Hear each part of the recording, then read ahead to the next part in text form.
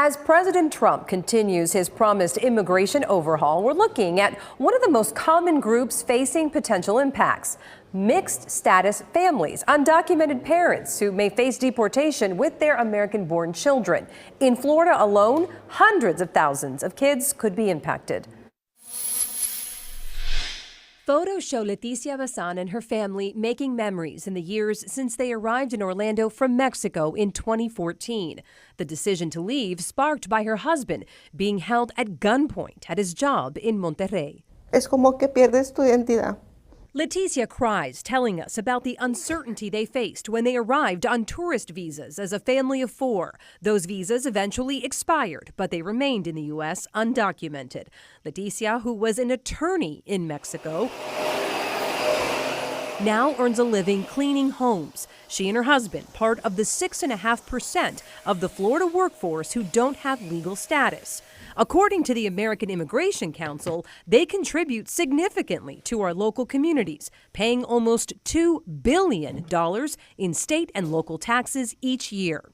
And something else this family added: a daughter. Ella teniendo toda la oportunidad de estar aquí y aprender y hacer y deshacer. In Spanish, she spoke about Tiana, born the year after the family arrived. At 9 years old, she's the only American in her family. And according to President Trump, she could be deported right along with her parents and two older sisters. I don't want to be breaking up families, so the only way you don't break up the family is you keep them together and you have to send them all back. I think it's just a general fear, and also I feel that they're paralyzed. They don't know what recourse they have. They don't really know what to do. Immigration attorney Giselle Martinez helped lead a course at the Hope Community Center in Apopka, designed to prepare undocumented immigrants for the possibility of mass deportations. She says Leticia's mixed status family is among the most common of the hundreds of calls her office gets every week. Immigrants usually live with someone who does have a legal status, right? So people are extremely afraid for what's going to happen to their family. In Florida, there are more than 1 million undocumented immigrants. When it comes to families like Leticia and Tiana, there are 327,000 plus kids who are citizens, but their parent or guardian is not. If mass deportations happen, these families will have a hard choice: take their American citizen children back to the family's home country, or give legal custody to someone else and leave their children behind, a scenario these parents can't fathom. Are you looking at the future and feeling like your hands are going to be tied? Unfortunately, there's only so much we can do under the immigration laws that are extremely restrictive already.